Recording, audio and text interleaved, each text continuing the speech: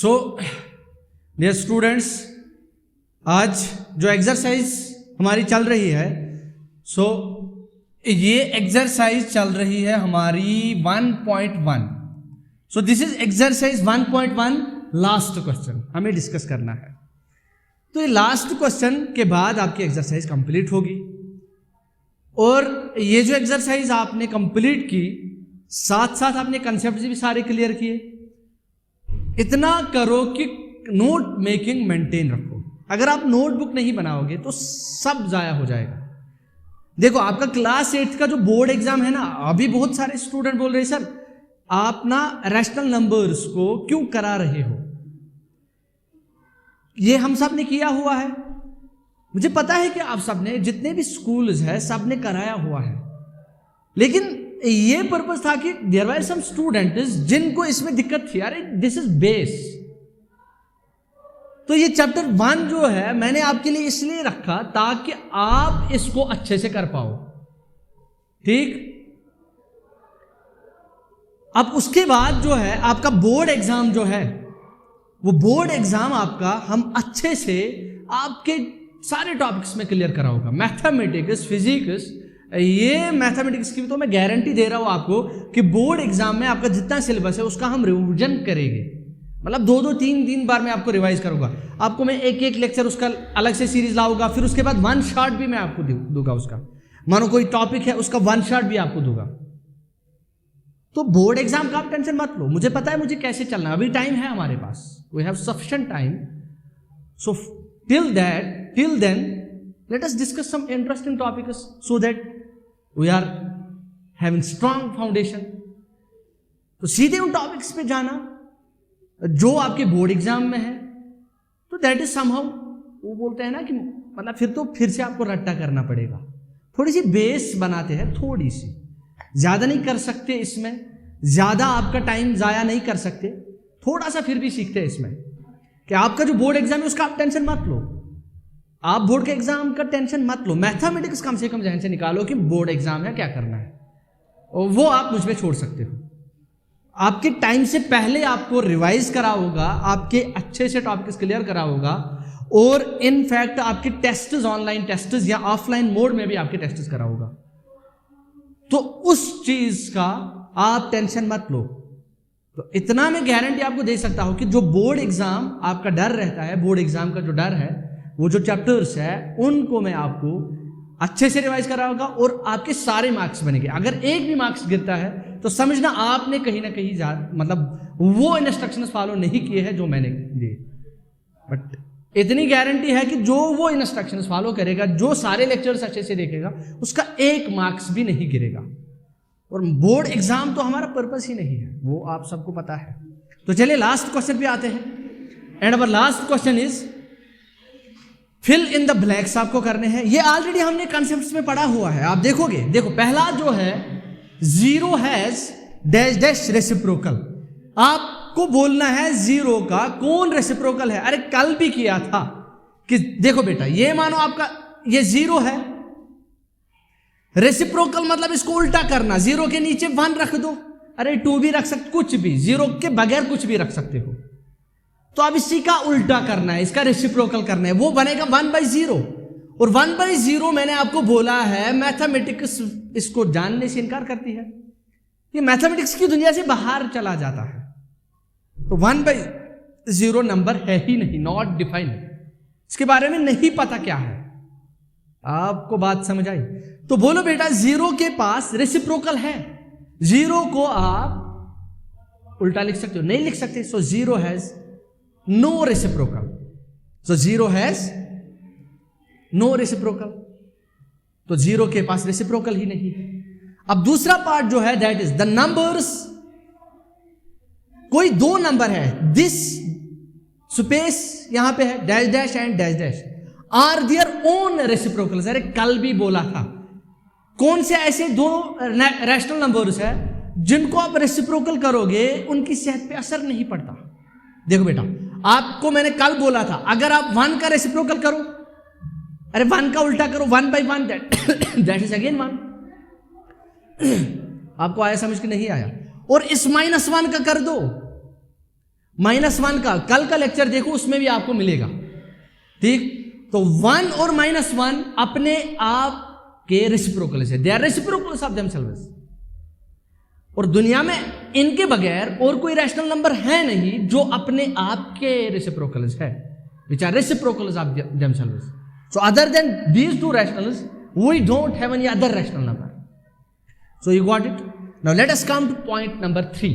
That is the reciprocal of -5. अरे -5 का उल्टा करना है, इसके नीचे 1 रख दो, इसका उल्टा आएगा 1/-5। यहां आप -1/5 कर दो। कैसे? मैंने आपको बोला था कि न्यूमरेटर में माइनस हो, डिनोमिनेटर में माइनस हो, आपकी मर्जी कहां रखना है, इट्स योर विल। आप न्यूमरेटर में रखो, आप डिनोमिनेटर में रखो। So this is third part. Now let us see part number 4, that is reciprocal of 1/x। देखो बेटा 1/x, ये x को 0 नहीं होना चाहिए। अगर ये 0 हुआ तो 1/0 का रेसिप्रोकल बोल रहा है, तो 1/0 तो नंबर ही नहीं है, उसका रेसिप्रोकल क्या ढूंढोगे? ऐसा नहीं बोलना सर 1/0 का रेसिप्रोकल 0 है, पहले 1/0 नंबर होना चाहिए ना, तभी तो रेसिप्रोकल निकालेंगे, तभी तो उसका उल्टा करेंगे। ये तो नंबर ही नहीं है, नहीं बोलना कि इसका रेसिप्रोकल 0 है, वो आपको गुनाह चढ़ेगा। तो ये बोल रहा है रेसिप्रोकल ऑफ 1/x, इसीलिए इसने x को नॉन जीरो रखा, x नॉट इक्वल टू 0। तो ये डिनोमिनेटर में 0 नहीं हो सकता। क्यों नहीं हो सकता? ये 1/0 बनेगा और 1/0 नंबर है ही नहीं, तो आप क्या रेसिप्रोकल निकालोगे? आपको बात समझ आई कि नहीं आई? ये ऐसी ही बात है कि आप IAS में फेल हुए, अब आपसे बोला गया क्यों फेल हुए, आप परेशान हो, बहुत दुखी हो आप, सर मैं IAS में फेल हुआ। अच्छा, क्यों फेल हुए? आपने एग्जाम दिया था? सर नहीं, एग्जाम नहीं दिया था, मैं फेल हुआ। अरे एग्जाम नहीं दिया तो फेल कैसे? फिर तो आप हर साल जब भी रिजल्ट आता है फेल होते हो, क्योंकि आपने एग्जाम ही नहीं दिया। तो पहले तो एलिजिबल होना है ना रिजल्ट के लिए। इसी तरह ये 1/x जो है ना, ये 1/0 पे अप्लाई नहीं होगा, क्योंकि डिनोमिनेटर में 0 नहीं हो सकता, वो नंबर नहीं रहेगा, इसीलिए इसने x को 0 के बगैर रखा।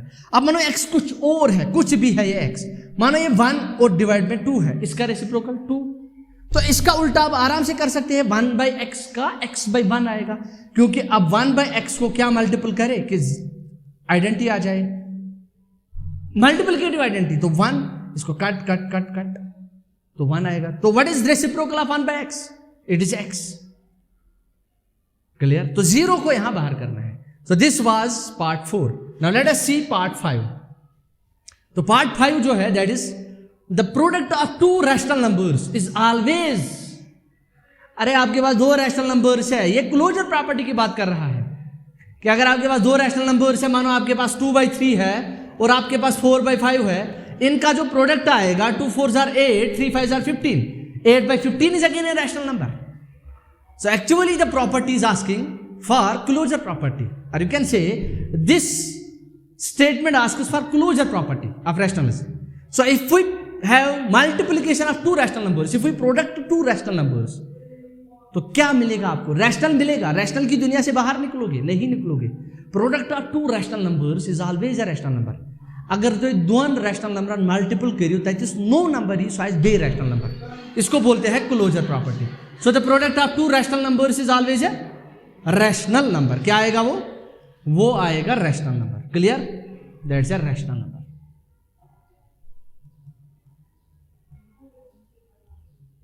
क्लियर? नाउ लास्ट जब इसका पार्ट है और इसके साथ ये एक्सरसाइज कंप्लीट होती है, that is the reciprocal of A positive rational number is. मानो आपके पास एक पॉजिटिव रैशनल नंबर है, पॉजिटिव बोले तो 3/2 भी एक पॉजिटिव रैशनल नंबर है। इसका जब आप रेसिप्रोकल करोगे क्या आएगा? 2/3। वो पॉजिटिव आएगा, नेगेटिव आएगा, तो पॉजिटिव ही आएगा। पॉजिटिव का रेसिप्रोकल पॉजिटिव, नेगेटिव का रेसिप्रोकल नेगेटिव, और 0 का रेसिप्रोकल नहीं है। 1 का रेसिप्रोकल 1, -1 का -1। तो ये सारी रेसिप्रोकल्स की बात हुई। तो अगर आप एक पॉजिटिव रैशनल नंबर का रेसिप्रोकल करोगे तो आपको आएगा, so the reciprocal of A positive rational number is always a positive rational number, is always a positive rational number. तो ये फिर से रैशनल नंबर पॉजिटिव ही बनेगा। यहां तक सबको आया समझ के? नहीं आया?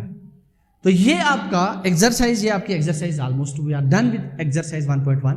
सो अब इसमें और एक एक्सरसाइज रहती है, उसके बाद ही आपका चैप्टर कंप्लीट होता है। अब एक बार इसको गो थ्रू करो वन टाइम, और साथ ही साथ सारे लेक्चर्स को नोट मेकिंग करो, फिर देखो आप में वो थोड़ी सी डेप्थ में नॉलेज आई होगी। अब आप इसका फ़ायदा नहीं उठाओगे तो हम कर क्या सकते हैं? आप भी बोलो, नहीं कर सकते कुछ भी। आपके लिए मेहनत कर रहे हैं, अब आप पे डिपेंड करता है कि आपको क्या करना है आगे, आपको पढ़ना है नहीं पढ़ना है, डिपेंड्स अपॉन यू। लेकिन हमारा यही हमेशा रहेगा कि आप पढ़ो, मेहनत करो, तेज होना है। मैथमेटिक्स आपके हाथ में आया ना तो समझो कि बाकी सारे सब्जेक्ट्स का कंट्रोल आपके हाथ में आया। फिजिक्स, केमिस्ट्री, बायो तो वैसे आसान है ही, सबको आसान लगता है, ये नहीं बोल सकते कि सबके लिए है, लेकिन मोस्ट ऑफ द स्टूडेंट्स वो वहाँ पे कंफर्टेबल रहते हैं। लेकिन अगर आपका मैथमेटिक्स में ठीक ठाक कमांड आई आपको, तो आपका कंट्रोल रहेगा 3-4 सब्जेक्ट्स पे, और कल को आपके पास मल्टीपल ऑप्शंस रहते हैं। तो आज के लेक्चर में इतना ही करते हैं, तो मिलेंगे नेक्स्ट लेक्चर में, आपके लिए नया टॉपिक लाएंगे जिसमें हम दूसरे एक्सरसाइज के बारे में या दूसरा देखेंगे हम रैशनल नंबर्स में और क्या क्या कर सकते हैं। तो तब तक आप ये रिवाइज कीजिए पूरी एक्सरसाइज, अपनी नोटबुक मेंटेन करो और साथ ही साथ टेस्ट के लिए तैयार हो।